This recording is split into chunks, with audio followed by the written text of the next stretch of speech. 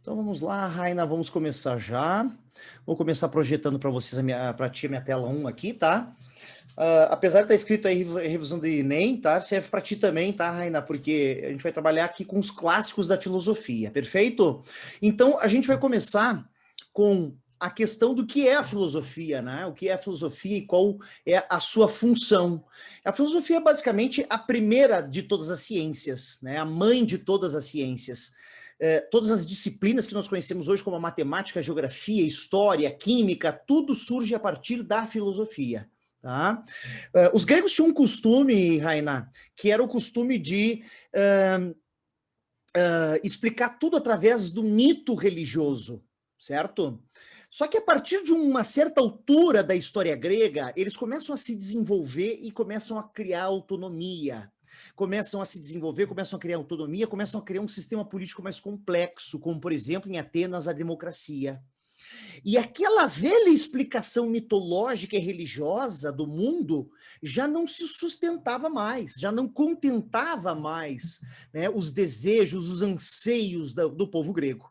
Então, lentamente, o povo grego começa a deixar de lado a religião e o mito como uma forma de explicar o mundo, e eles começam a trazer o elemento racional humano como o único elemento para compreender, né, a vida que os rodeia, a vida humana na Terra, perfeito?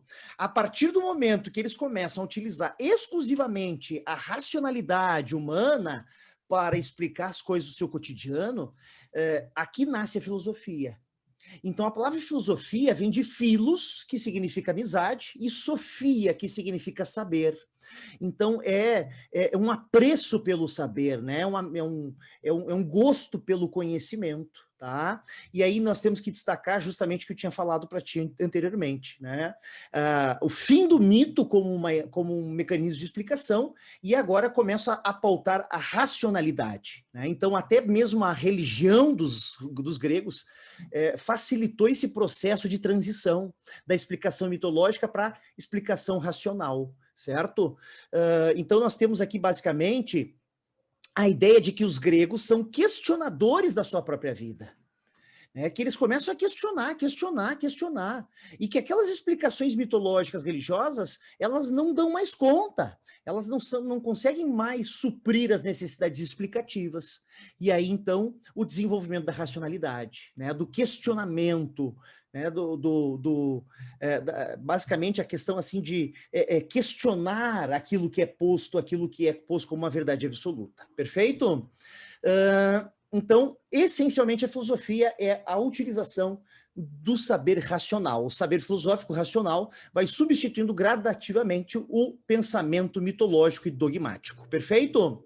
Princípios básicos que nós precisamos saber aqui. Olha só que interessante. O arquê seria um princípio, uma substância que gerou todas as coisas. Tá? Porque os primeiros filósofos que surgiram na Grécia Antiga, diga-se de passagem, o primeiro filósofo foi o Tales de Mileto, da cidade-estado de Mileto, os gregos começavam a se perguntar, né? Mas do que o mundo é feito? Né? Do que a água é feita? Do que a madeira é feita? Do que a pele é feita? Por que o mundo se modifica? Por que o mundo tem transformações? E eles começam a partir de um princípio único, um princípio, né, gerador de todas as coisas, formador de todas as coisas. E cada um dos primeiros filósofos vai ter um arché. Como, por exemplo, Tales de Mileto, o arché dele é a água. Então, o elemento gerador de todas as coisas é a água. Né? Nós temos aí o Heráclito, por exemplo. Para o Heráclito, o arquê dele é o fogo. O fogo é o gerador de todas as coisas. Tem um outro filósofo que vai ser a terra. Tem outro filósofo que vai ser o ar.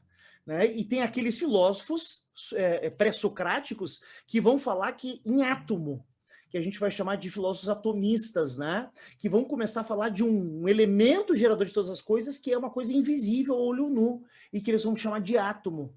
Então, olha só que interessante, há 500 anos antes de Cristo, os filósofos já projetavam, então, o átomo, que hoje se confirma com um aparato tecnológico que se tem, tá? Metafísica. Sempre que tu lê metafísica, tu vai prestar mais atenção, Raina, sabe por quê? Porque é a filosofia mais difícil, a filosofia metafísica. A gente vai chamar de filosofia ontológica, né? É aquela coisa do pensar pelo pensar. Por exemplo, o que é que vem primeiro, o ovo ou a galinha? Né? Qual é a essência do ser humano? Qual é a essência dos animais? Né? Qual é a essência da natureza? Então, essas coisas que não são palpáveis, essas coisas que não são concretas, mas que estão só no campo do pensamento, pelo pensamento, seria a filosofia metafísica, tá? Então, aquilo que vai além da natureza física, da natureza palpável e concreta, seria uma discussão do ser enquanto ser. Tá? Então, ela é sempre algo ontológico, algo assim das profundezas da racionalidade, do questionamento. Tá? E physis é o mundo natural, é o mundo concreto. Inclusive, os primeiros filósofos que surgiram na Grécia Antiga, nós vamos chamá-los de pré-socráticos, ou seja, antes de Sócrates. E qual que é a diferença? Vou desenhar para ti aqui a diferença.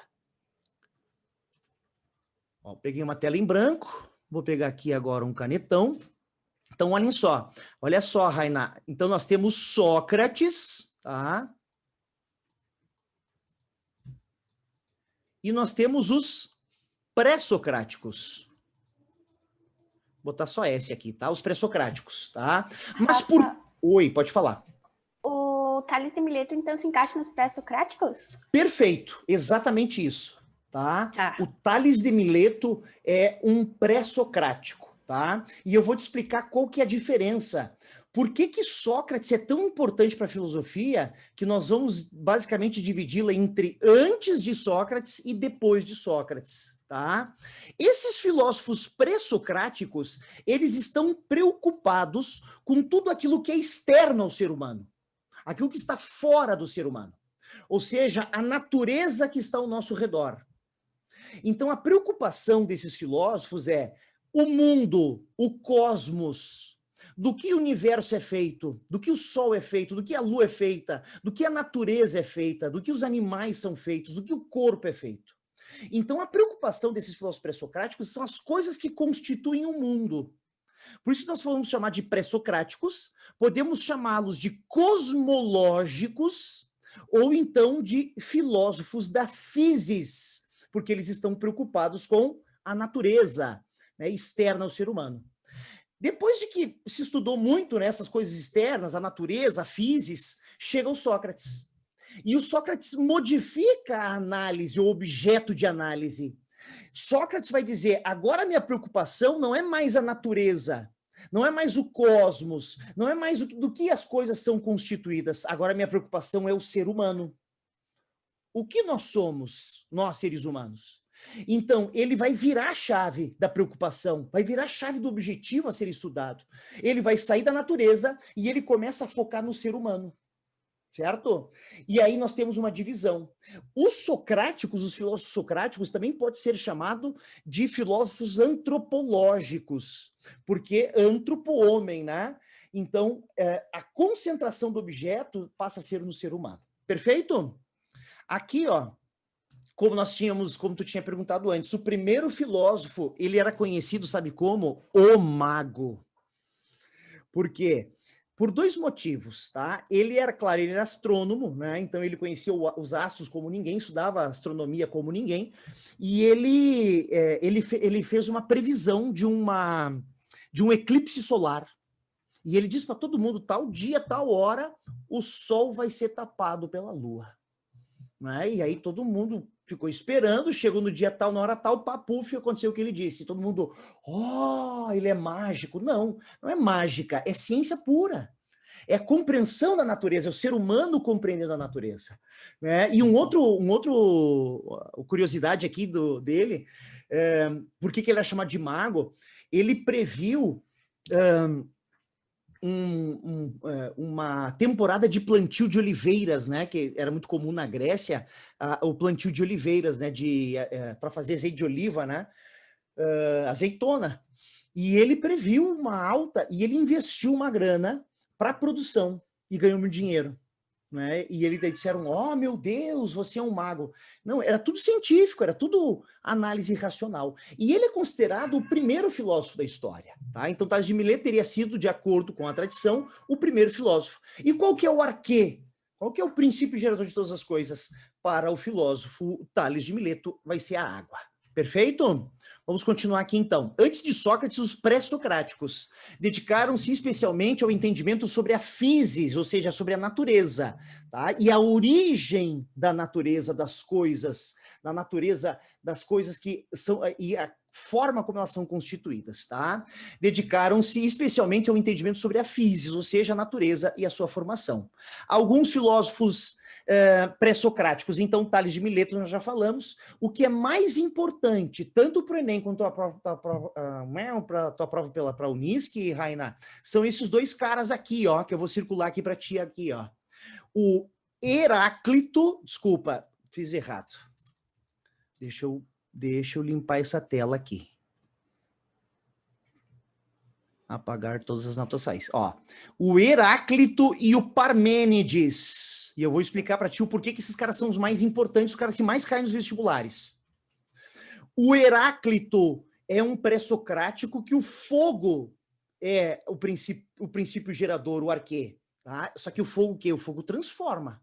O que o fogo pega vai queimar, obviamente, né? Então se transforma. Então ele vai dizer que tudo no mundo é transformação. Tudo é uma constante transformação, certo? Olha só que interessante. O Heráclito, por colocar o movimento, a transformação como a essência da natureza, ele vai ser o pai de uma área filosófica que nós chamamos de dialética. A dialética, para mim, é a coisa mais fantástica que a gente pode ter como seres humanos, é a dialética. É a contraposição de ideias, é a contraposição de posições, é a contraposição de teorias.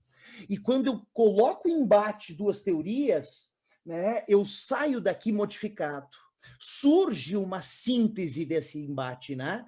E dessa síntese vai nascer uma tese. Então, muitos... porque o pai da dialética é o Platão. Não, o pai da dialética não é o Platão. O pai da dialética é o Heráclito, porque ele é o cara do movimento, né, e da transformação, e do choque, né, de ideias, né, e da oposição das coisas. E aí, por que a gente sempre trabalha o Heráclito junto com o Parmênides? Porque, para Heráclito, tudo é movimento, tudo está em transformação, a essência do mundo é a transformação. E para o Parmênides, o inverso. Né? Para Parmênides, podia fechar a portinha para mim ali, né?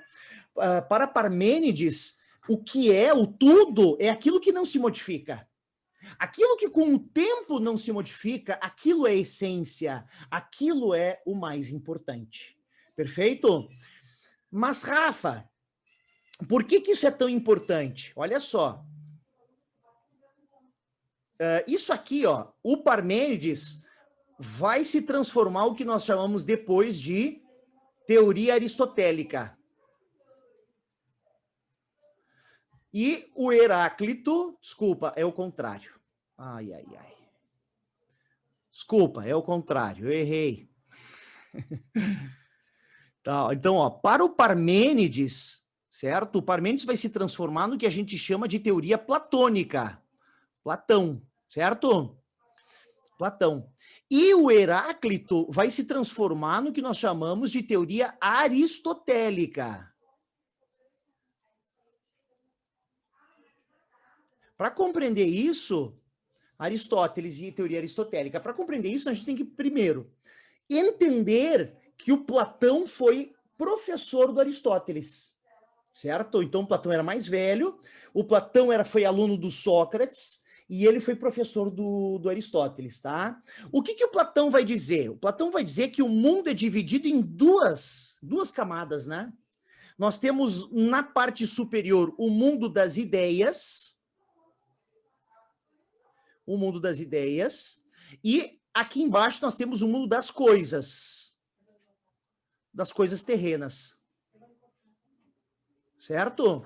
Bom, para Platão, a verdade absoluta, a essência de tudo está no mundo das ideias. É aquilo que não se modifica nunca, aquilo que é quanto é, né? Ou como é na sua essência. Tá? É aquilo que é eternamente, que não se modifica. É absoluto. Tá? Agora, o Aristóteles vai contradizer o Platão. Porque o Aristóteles vai dizer, tá errado, mestre Platão, chefinho Platão. Para mim, a essência das coisas, a essência da verdade, a verdade absoluta, estão no mundo das coisas. Então, por que há essa divergência entre Platão e Aristóteles? Ela nasce de Heráclito e Parmênides.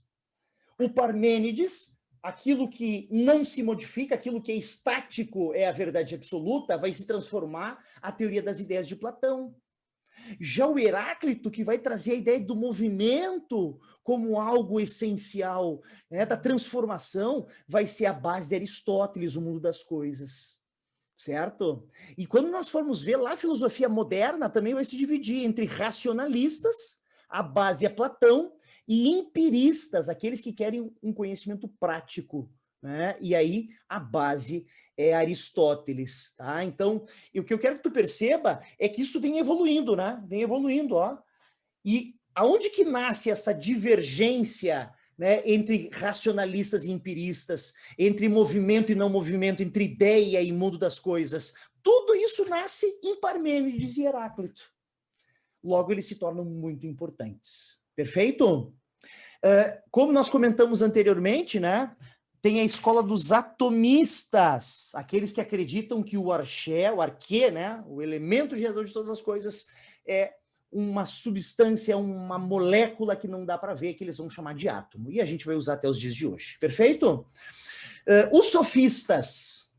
Quem eram os sofistas? Sofistas é um grupo de filósofos que vão fundar uma escola, a escola sofista, né? A escola dos sofistas. Os sofistas, eles são professores itinerantes. Eles ficam viajando de cidade-estado em cidade-estado, sempre ensinando os filhos da aristocracia, os filhos dos ricos, né? E, obviamente, né, Rainá, cobravam para ensinar o filho dos ricos. Por quê? Porque a cidade-estado chegou num ponto onde ela necessitava que os seus cidadãos tivessem uma participação ativa. Era preciso, para o grau de desenvolvimento das cidades-estados, né, para o nível de desenvolvimento que as cidades-estados tinham, que os cidadãos tivessem uma participação efetiva e que tivessem um preparo intelectivo para a vida em sociedade, que tivessem, né, um preparo intelectivo para a vida na cidade-estado. Então, preparar esses jovens para serem cidadãos ativos e participantes era essencial. Então, assim, não bastava só treinar o corpo, né? Treinar a capacidade de correr, a capacidade de lutar, né? Era preciso também desenvolver a racionalidade, para que esses jovens da aristocracia das cidades-estados pudessem participar mais efetivamente das complexas organizações políticas das cidades-estados. Deu para entender isso? Tranquilo? Então... Sim. Rafa, então, tipo, os pré-socráticos, eles não tinham essa formação da população, era só a deles, tipo, que os professores eram os socráticos, os sofistas. Perfeito. Ó, quer ver, por exemplo, ó, um dos pré-socráticos é um cara que tu, de repente, fala muito com a Suzy, né? É o Pitágoras, onde o arquê dele vai ser os números, a matemática é o arquê dele, né? Ele, por exemplo, vai fundar uma escola, a escola de Pitágoras, a escola de matemática de Pitágoras, onde poucas pessoas têm acesso. É meia dúzia da aristocracia que vão ter acesso. Quem vai popularizar o ensino e a educação, né, são os primeiros professores, os sofistas, certo? Quando eles começam a trabalhar com a população. Claro que a maioria dos sofistas ensinavam os filhos da aristocracia, mas muitos sofistas acabavam também ensinando pessoas mais, né, de setores menos abastados da sociedade, o que vai propagar, né, o conhecimento e o desenvolvimento do conhecimento. Tá? Então, enquanto os pré-socráticos se preocupavam especialmente com a physis, o mundo natural, o arqué e o princípio formador, os sofistas e Sócrates passam a se preocupar com aquilo que é do ser humano, com os nomos, ou seja, com as normas, né? Aquilo que vem do ser humano. Perfeito? E uma das coisas mais importantes dos sofistas é a ideia de que... agora me fugiu a frase da cabeça, só um pouquinho que eu vou conseguir lembrar. O homem é a medida de todas as coisas. O homem é a medida de todas as coisas. Então, olha só, se o homem é a medida de todas as coisas, eu estou colocando no centro do conhecimento e do mundo o ser humano. Então, eu deixo a natureza de lado e eu começo a me concentrar no ser humano. Certo? Agora, o que eles vão ensinar? Eles vão ensinar para as pessoas a arte da persuasão, a arte do convencimento. Porque nos debates políticos, nas assembleias políticas das cidades-estados, era isso que o cidadão precisava fazer. Né? Convencer os seus pares, outros cidadãos, de que ele está certo. Então, os sofistas, eles ensinavam muito a arte do conhecimento. Desculpa, a arte do convencimento, da persuasão. Né? Então, como é que um sofista se apresentava? Vamos fingir que eu sou um sofista aqui, tá, Raina? Raina, agora tu não vai mais me chamar de Rafa, nem de Pro. Agora tu vai só me chamar de o sábio. O fodão do conhecimento. Então, é assim que eles se apresentavam. Por quê? Porque quando eu me apresento de forma prepotente, como eu me apresento de forma, né, de superioridade no conhecimento, a chance de eu te convencer é muito maior. Tá? Então, se eles estão ensinando a arte do convencimento, eles se apresentavam com os caras que eram mais do que os outros, certo? E o que é a verdade para os sofistas? É o que o homem convence. É aquilo que o homem consegue convencer. Né? Então, por exemplo, eu tô com um carregador de internet, de celular aqui, ó.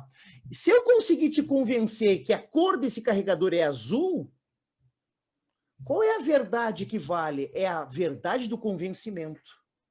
Porque o homem é a medida de todas as coisas. Então, o que mede a verdade é o convencimento humano. Agora, se um outro cara chegar para ti e conseguir te convencer que isso aqui é um carregador amarelo, então a verdade ela é amarela, é que ele é amarelo, certo? Essa é a maior crítica que Sócrates vai fazer aos sofistas. O Sócrates vai olhar para os sofistas e vai dizer, vocês sofistas, vocês não têm compromisso com a verdade? Vocês ficam com uma verdade que uma hora é, uma hora não é, uma hora é verdade, outra hora não é. Então, a verdade de vocês não é fixa, não é uma coisa imutável. A verdade de vocês, ela ela está sempre se modificando, né? Ela vai de acordo com as necessidades do convencimento de cada um de vocês. E o que o Sócrates quer é procurar uma verdade absoluta, uma verdade que não se modifica, uma verdade que é essencialmente verdade. Certo? Então, essa é a maior crítica que o Sócrates vai fazer aos sofistas. A falta de responsabilidade, de compromisso com a verdade. Né? E a flexibilidade que eles dão com a verdade. Tá? Olha só, a democracia ateniense consolidou o homem no centro de tudo. A ideia de antropocentrismo, né? O homem como medida de todas as coisas.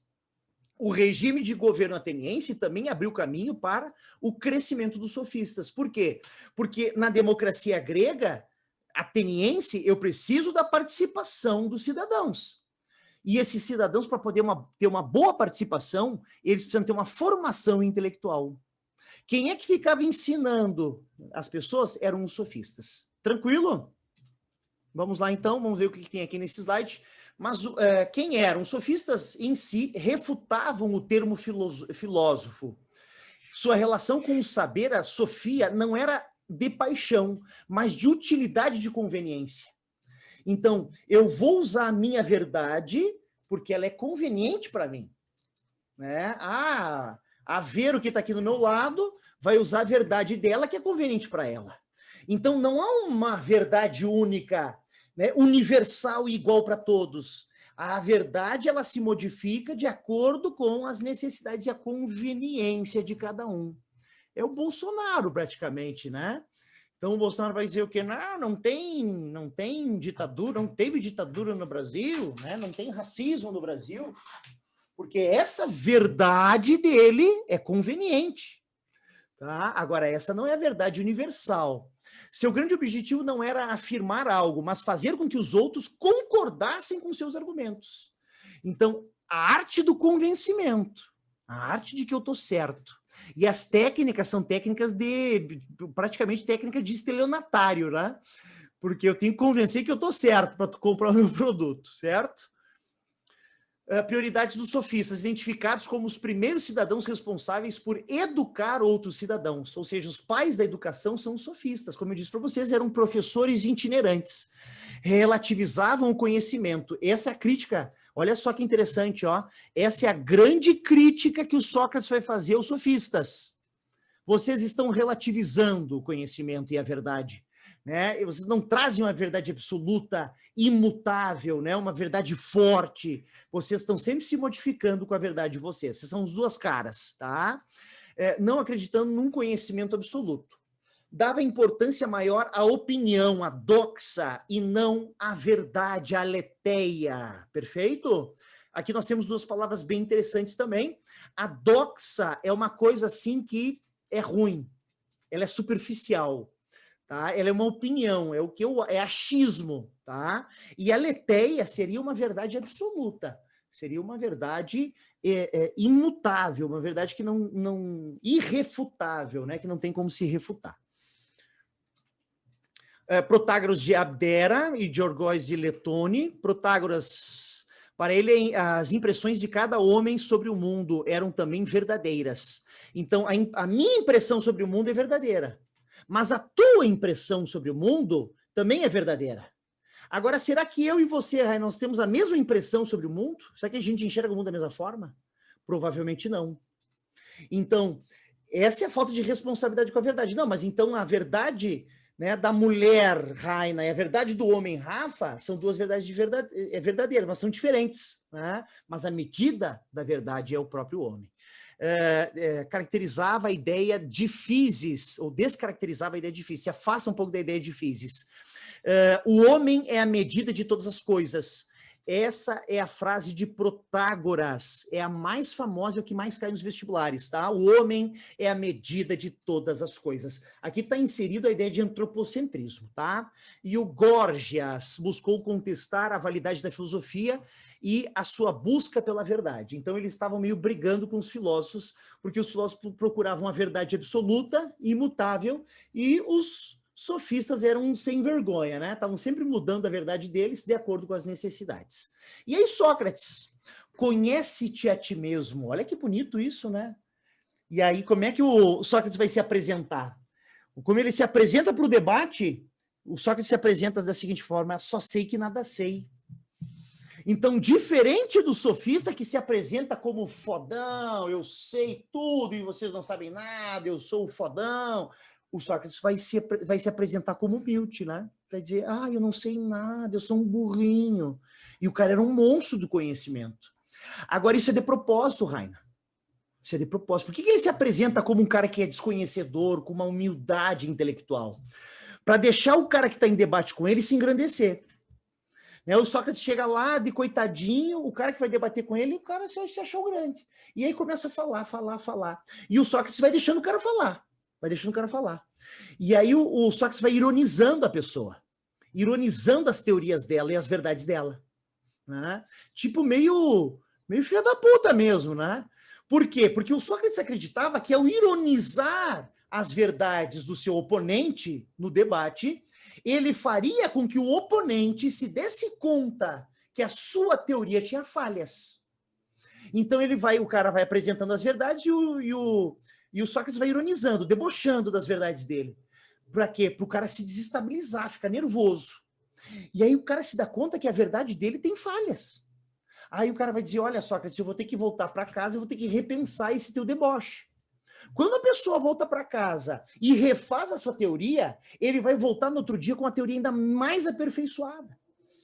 Né? E ali o Sócrates vai dizer que ocorre o nascimento do conhecimento, o nascimento da virtude racional. Tá? Esse processo a qual Sócrates fazia as pessoas, levava as pessoas a pensar, em que Sócrates levava as pessoas a pensar, ele vai chamar de maiêutica. Maiêutica, né, era referência à parteira, a mãe do Sócrates era uma parteira. Né? E aí o Sócrates vai fazer essa analogia. A minha mãe ajuda as mulheres a parirem seres humanos. Eu, Sócrates, ajudo as pessoas a parirem o conhecimento, a parirem a verdade, a parir, né, a fazer nascer a capacidade reflexiva. Tá? Vamos dar uma olhada aqui mais a fundo. Para Sócrates, os sofistas iriam conduzir a democracia para o abismo. Foi forte crítico dos sofistas, acusando-os de estarem preocupados apenas em vencer a disputa da discussão e não com a verdade propriamente dita, como eu te disse anteriormente. Tanto fazer o inverso dos sofistas, ou seja, possibilitar que a verdade, a aletheia, superasse sempre a opinião. Então, enquanto os sofistas se concentram na doxa, na opinião, Sócrates vai se concentrar na verdade aletheia. Perfeito? A missão de Sócrates era revelar a verdade através da discussão filosófica. Esse método é conhecido como maiêutica, o método onde ele auxilia, ajuda as pessoas a desenvolverem conhecimento. A argumentação socrática levou ao choque com o mandatário ateniense, com os mandatários atenienses. Olha só, por que o Sócrates foi assassinado, né, pela cidade-estado de Atenas? Porque quando ele começa a questionar as normas e as regras da cidade-estado de Atenas, ele vai se tornar um problema para a elite ateniense, para a aristocracia ateniense, para os poderosos atenienses. Né? E aí ninguém queria saber do Sócrates lá, questionando e fazendo as pessoas pensar e levando as pessoas a terem um pensamento crítico e fazendo com que as pessoas se tornassem seres críticos, né? Questionadores. Isso era um problema para a elite política de Atenas, né? Então, o que a gente vai fazer com o Sócrates? Vamos mandar matar o Sócrates, certo? O Sócrates até, o Platão, que era da aristocracia, que era de família poderosa, tentou articular para o Sócrates pedir desculpa, se redimir para não morrer, né? E o Sócrates vai dizer, não, eu não quero, não vou dizer nada, eu quero é morrer mesmo, porque eu vou morrer, mas eu plantei uma sementinha na cabeça de muita gente. E essa sementinha vai nascer e vai crescer. Eu vou morrer, mas a minha parte eu fiz. E fez mesmo, né? O cara realmente passou para a história. Método socrático, 2 caminhos, a maiêutica, levar ao parto, ao nascimento do conhecimento e ironia. Guiar a conversa de modo que o interlocutor perceba, através das contradições expostas pelo argumento de Sócrates, a sua própria ignorância. O que vai fazer com que essa pessoa volte para casa e repense a sua teoria, né? E repense de novo, e consiga evoluir no pensamento, tá? Sócrates e o suicídio de Platão. Acusado de ameaçar as cidades com suas ideias, ele foi acusado de não acreditar nos deuses das cidades gregas, certo? Introduziu novos deuses e corromper a juventude. Então, ele foi responsável de negar os deuses atenienses e de corromper a juventude. É condenado ao suicídio por administração de sucuta, um veneno. Até a execução da pena reflete sobre a... Até a execução da pena reflete sobre a pena reflete sobre a morte, chegando à conclusão de que não é má, mas desejada, pois acreditava ele na imortalidade da alma. Perfeito? Tranquilo? A grande pergunta do Sócrates é: qual é a essência do ser humano? E a resposta é: o que o ser humano faz da sua alma? Certo? A tua alma, a tua vida, né? E a alma seria o conhecimento. Tu tá aprimorando a tua capacidade reflexiva? Tu tá aprimorando a tua capacidade de inteligência? Ou tu tá deixando por isso mesmo? Então, o ser humano é aquilo que ele faz da sua própria alma. Tá? A ideia de que não há mal, né? O que existe é a inexistência do bem. Então, a pessoa que conhece o bem, ela vai seguir o caminho do bem. Agora, a pessoa que não conhece o bem, ela tende a fazer o mal.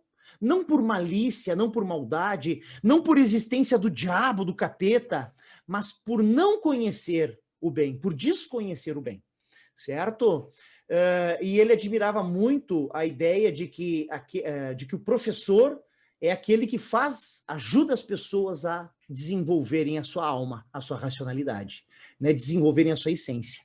E por que isso, Raina? Porque todo mundo, né? O mundo inteiro, todos os animais, o que nos diferencia de todas as plantas, de todos os animais, de todas as coisas, é o elemento racionalidade. Então, se Deus me deu a racionalidade, se eu nasci com a racionalidade, essa é a minha essência. É a minha razão, é a minha alma. Então, o que eu faço dela é aprimorá-la. Tá? Essa é a essência do ser humano. Tranquilo? Vamos para Platão, então? Mundo das ideias e a dialética platônica. Tá? Então, a teoria das ideias do Platão, elas são fantásticas, são resumidas no que a gente chama de mito da caverna, né? Ou a alegoria da caverna. Vamos lá, então, para o Platão. Solução de um problema. Platão conseguiu resolver o problema existente entre o pensamento de Heráclito e o pensamento de Parmênides, apesar dele ser mais Parmênides, né? O Platão é mais Parmênides, ele é mais um mundo das ideias, um mundo que não se modifica. Para Heráclito, tudo muda, tudo flui. Para Parmênides, tudo está imóvel. O ser é e não é. Ou seja, o ser é aquilo que não se modifica. Aquilo que modifica não é o ser. Tá? É bem complicado os textos do Parmênides, diga-se de passagem, tá? A gente tem que ler 10, 14, 15 vezes o texto do Parmênides para entender. O mundo ideal. Então, como eu disse para ti, né? 2 mundos. O mundo ideal, que é o mundo do Parmênides, que não se modifica, e o mundo das coisas, o mundo terreno, que é o mundo do Heráclito, o mundo das modificações, certo? A gente sempre usa cadeira, né? Todas as videoaulas que eu assisto, todas as questões que eu vejo, eu sempre uso a cadeira, né? Então, no mundo ideal, existe uma cadeira. Mas essa cadeira, ela não é física. Ela é a essência da cadeira. Ela é a cadeira de todas as cadeiras. Ela é a mãe de todas as cadeiras, tá? Aqui no mundo real, eu vou encontrar cadeira pequena, cadeira grande, com cor, sem cor, cadeira com a perna, cadeira com 2 pernas, cadeira com 3 pernas, cadeira de tudo que é jeito. Tá? Agora, todas essas cadeiras que estão no mundo real e que são variadas, elas são cópias imperfeitas daquela cadeira perfeita, única, né, e imutável que está no mundo das ideias. Então, o mundo real é um reflexo do mundo das ideias. Lá é o mundo perfeito. E olha a coisa que interessante que o Platão disse, ó. Nós, seres humanos, somos uma união de corpo e alma. A alma é lá proveniente do mundo das ideias. Já o corpo é proveniente do mundo das coisas. Quando a gente nasce, quando a gente vem à vida, a alma se funde no corpo. Só que a alma, quando se funde no corpo a partir do nascimento, a alma vai esquecer tudo o que sabia, o que vivera quando estava vagando no mundo ideal. Qual que é a nossa função na Terra aqui? Forçar a alma a se relembrar. Fazer com que a nossa alma se relembre, né? Com que a nossa alma relembre o período em que vagava e vivia no mundo ideal. Isso, Platão vai chamar de reminiscência. O processo de reminiscência. Fazer a alma se relembrar, né, daquilo que vivera no mundo ideal. Tá? E quando morre, o corpo se separa da alma. A alma volta para o mundo ideal e o corpo fica aqui no mundo real, certo? Em decomposição. Tá? Platão usou a dialética para resolver o problema de contradição entre Heráclito e Parmênides. Tá? Então aqui está a dialética, mundo das ideias e mundo real. Platão voltou seu pensamento para o ser humano, assim como Sócrates e os sofistas. Para ele, a ideia de Heráclito seriam verdadeiras no mundo sensível, onde tudo tende a mudar constantemente. Ele encontrava também correção no pensamento de Parmênides, não no mundo sensível, mas no mundo ideal. Perfeito? Então, mundo ideal e mundo concreto, né? O mundo verdadeiro. Assim, o mundo das ideias. A busca pela verdade conduziria o homem a um caminho pelo qual encontraria as ideias das coisas. Então, ao desenvolver a racionalidade, ao desenvolver a capacidade reflexiva, nós chegaríamos mais perto da verdade essencial do mundo das ideias. Tá? E aqui nós temos a alegoria da caverna que eu já vou falar para ti. A ideia seriam encarnações da perfeição. As ideias seriam encarnações da perfeição que vem do mundo ideal. O mundo das ideias seria, sim, o mundo perfeito. O mundo que não se modifica, imutável, eterno, né, e perfeito. Tá? Então eu tenho lá um cavalo no mundo ideal. Esse cavalo não tem forma, ele não tem materialidade. Ele é a essência do cavalo, é como se fosse uma energia o cavalo. E todos os cavalos que a gente tem na Terra são representações infiéis desse cavalo do mundo ideal. Tá? É uma loucura, né? Isso é metafísica pura. Isso é metafísica pura. Eu não tenho como comprovar a teoria do Platão. É só uma viagem. O cara usou uma droga lá, ficou viajando, e aquilo é metafísica pura. Dois mundos conhecidos, né? O mundo sensível, baseado na realidade sensível informada pelos nossos sentidos. Tá? Então, o que faz nós termos acesso ao mundo real é os sentidos. O que faz a gente ter acesso ao mundo ideal é a razão. Então, os sentidos são do corpo. A mente é da alma, a inteligência da alma. E o mundo das ideias, baseado na nossa razão. Era, afinal, o mundo inteligível, tá? O mundo perfeito. E aqui, ó, Raina, o mito da caverna. Olha só o mito da caverna, que interessante. Tá vendo essa pessoa que tá aqui, ó? Bem aqui bem pequenininha aqui, ó. Essa pessoa nasceu aqui nessa caverna. Na verdade, ela nasceu bem nenezinha, foi botar ela ali amarrada na caverna. E ela passou a vida inteira vendo o quê? O reflexo, né? Então, aqui, ó, tinha o objeto era posto aqui, a luz entrava dentro da caverna, batia no objeto, e esse objeto fazia uma sombra na parede da caverna. Tá? E vamos supor que essa pessoa aqui tem a minha idade, ó, 37 anos, certo? Bem novinho. Então, essa pessoa, aos 37 anos, ela passou 37 anos da vida dela só vendo imagens, ou melhor, né, sombras na parede. 37 anos. Mas aí esse cara conseguiu se livrar das amarras que prendiam a caverna. Ele, então, se desamarrou, saiu da caverna, viu o fogo e chegou lá fora. Quando ele chegou lá fora, qual que vai ser a reação dele? Vai ser: caraca, mano, eu nunca tinha visto o mundo como ele realmente é. Eu passei 37 anos da minha vida só vendo sombra, e o mundo é assim. Caraca. Então, olha só a representatividade.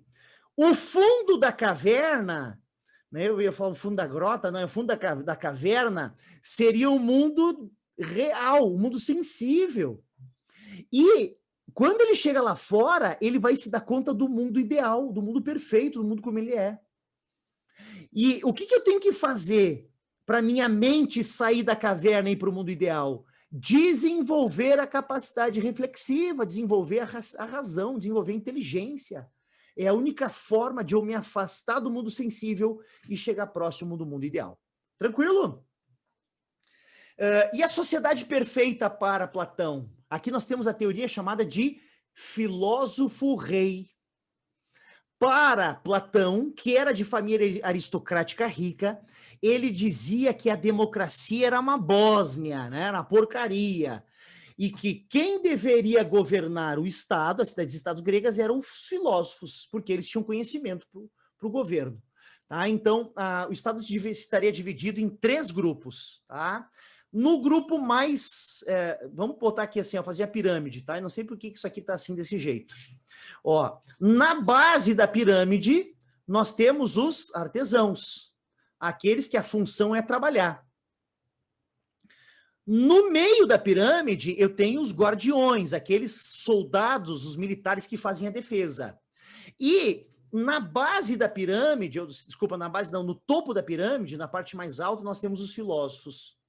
Então, esta é a teoria do filósofo-rei.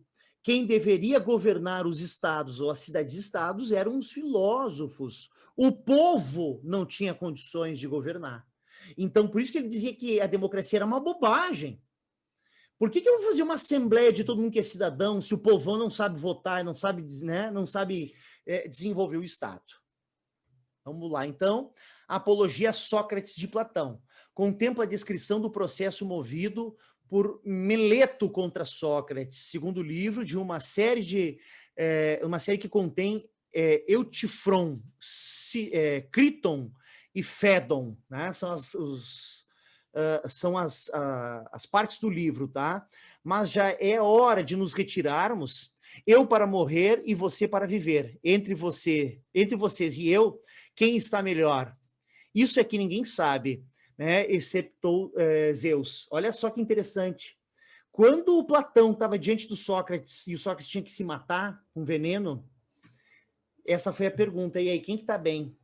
Eu que vou ficar vivo aqui na Terra, aguentando o Bolsonaro, ou tu que vai morrer e vai para o céu? Certo? Então, essa é a apologia que é feita, né, por Platão. Vamos continuar, então, o pensamento aristotélico, que é o último do socrático, superação do idealismo platônico. Então, se para Platão a verdade absoluta está no mundo das ideias, né, para Aristóteles, a verdade está no mundo sensitivo, no mundo das coisas. Se dedicou à superação das ideias de Parmênides e Heráclito, assim como Platão, discordando de seu mestre Platão, que defendia um mundo das ideias, perfeito e imutável, que não tinha modificações. Aristóteles defendia uma teoria do conhecimento que abarcasse o mundo material, o mundo das coisas. E aí dizem os filósofos da história, né, os historiadores da filosofia, que o Aristóteles era um tarado classificador. Ele desclassificava tudo. Classificava tudo do maior para o menor, do melhor para o pior. Tudo era classificado. Então, todas as coisas no globo, todas as coisas na Terra, todas as coisas no planeta e no cosmos poderiam ser classificados, ordenados. E que a partir do momento que a gente vai classificando, estudando e ordenando todos os elementos da natureza, nós vamos com isso adquirindo experiência, compreendendo a própria natureza e desenvolvendo verdades. Tá? Acreditava que o mundo das ideias era constituído por hipóteses sem sustentação lógica e que as verdades estavam no mundo real, o mundo das coisas. Tudo podia ser sistematizado, tudo podia ser hierarquizado, tudo podia ser classificado, todas as coisas. E ao fazer esse processo, né, de forma exaustiva, nós adquirimos conhecimento, tá? Vamos lá, então, continuando. E eu concordo com ele. Acho que a biologia, a química, a melhor forma de desenvolvimento do conhecimento é, né, a gente testando, a gente botando a mão na massa, né? Então, o biólogo, por exemplo, para fazer uma cruza de uma espécie de uma planta com outra espécie de uma outra, né, ramificação da espécie de outra planta, ele precisa fazer testes, ele precisa fazer, né, um tempo, né? Uma vez eu fui na Embrapa e eu via lá, eram várias plantações, uma eles botavam X de água, a outra eles botavam Y de água, outros botavam H de água, né, para fazer a testagem. Então isso é classificação, isso é essa obsessão classificadora do nosso querido Aristóteles. Para filósofo Stagirita, há uma diversidade e multiplicidade do ser, né? Então o ser é múltiplo e diverso. Para Aristóteles, há verdade que não podem ser negadas, as axiomas. Então axiomas são verdades irrefutáveis. Buscou assim estabelecer uma lógica formal, dando rigor ao discurso. Aqui está falando da lógica aristotélica, tá? Que é muito, muito, muito chata, diga-se de passagem. Nesse sentido, trabalhou fortemente a questão da retórica, da fala, né? Ou seja, a fala com propriedade.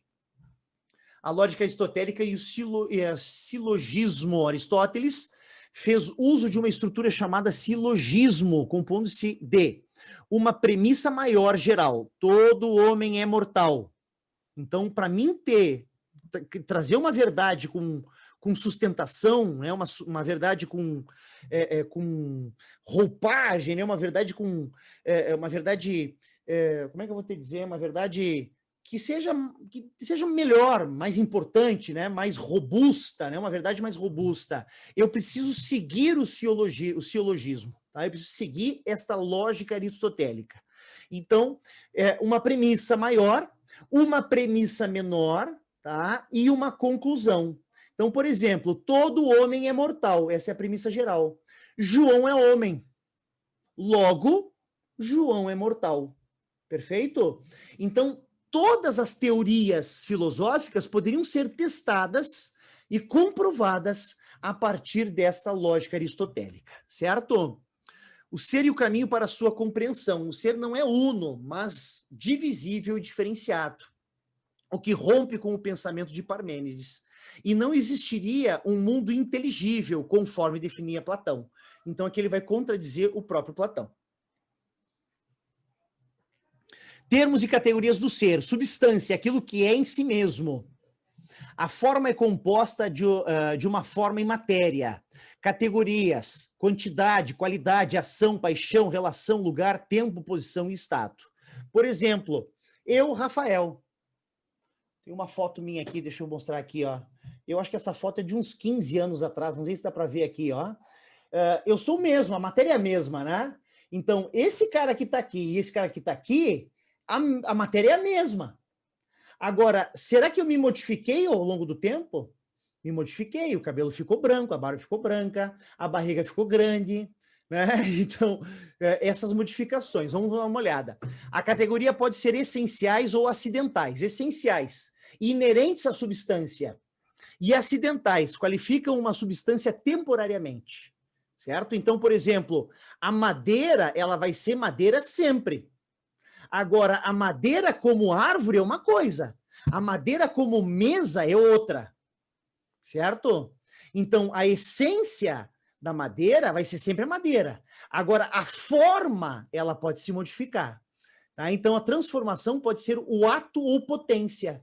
Então, toda substância tem a qualidade de potência, o ato de potência, perfeito? Que é a capacidade de modificação. O Rafa, quando era 15 anos atrás, sem um cabelo branco, e o Rafa hoje, esse é o ato de potência, a capacidade de modificação e de transformação da matéria, dos objetos. E a causa pode ser material, formais, motrizes ou finais. Tá? É bem chatinha essa parte aqui, vou passar adiante. Ética e virtudes, virtude moral. A ética, então, é um dos caras primeiro a trabalhar com a questão da ética. Hoje, Raina, a ética é uma disciplina da filosofia que vai trabalhar com as vertentes morais, ou as versões da moralidade, da convivência civilizada com outros homens, certo? Então, ele vai ditar assim, ó, qual é o comportamento correto? Né? Qual que é a ação humana correta? É a ética, né? Então, o que é certo, o que é errado, o que pode, o que não pode. Virtudes intelectuais e dionéticas, formada do saber e formas de saber e bem pensar, tá? Continuando aqui, governo ideal. Acreditava que o governo ideal seria aquele dado pelos filósofos, o qual seria dono das virtudes intelectuais. Então é muito parecido com Platão. No governo da cidade deveria haver uma relação entre ética e política. Olha só que interessante, né? Aquilo que o Maquiavel vai fazer no século XVI, que é separar a ética de política, o Aristóteles vai botar na mesma barca. O governo da cidade deveria atuar pelo bem de todos, pelo bem comum, levando uma politeia, um regime de todos os homens, livres, ricos e pobres, atuando para o bem. Então, o que é pautado o meu conhecimento, o meu comportamento, né? O meu comportamento tem que ser adequado para o bem da comunidade. Se a minha ação humana, se a minha atitude como ser humano, ela não beneficiar o bem comum ou prejudicar a comunidade, então é porque a minha ação, a minha atitude não foi ética, não foi moral.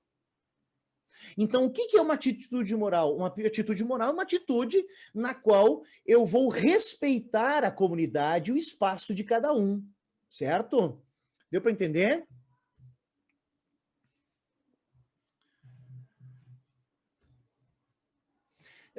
Outra questão que é importante no Aristóteles, que é reconhecido aí como o maior filósofo que a história já produziu, nós temos, então, a ideia de busca da felicidade.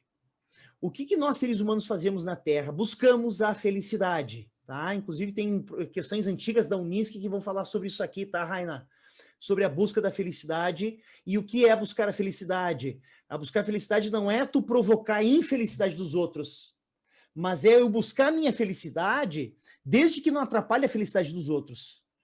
Desde que respeite também a felicidade do bem comum, né, da comunidade.